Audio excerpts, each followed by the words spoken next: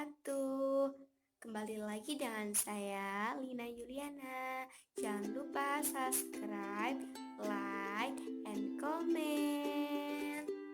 Kali ini saya akan memberikan cara memakai hijab pashmina yang mudah dan simpel untuk dipakai sehari-hari di bulan Ramadan. Tips yang pertama, sebelah kiri pendek satu, terus yang sebelah kanan panjang. Langsung aja.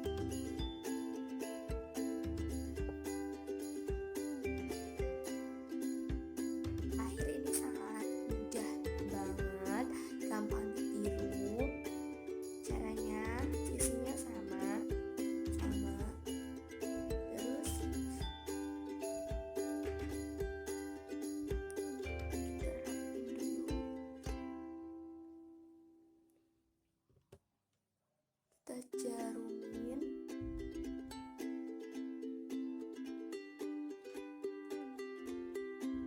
ini caranya mudah banget.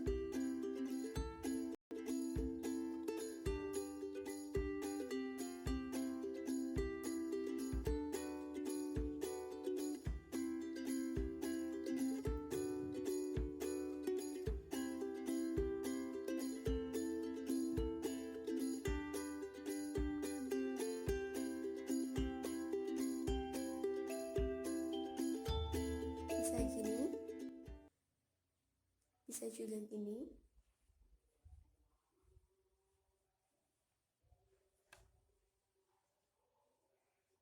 Tarik aja belakangnya.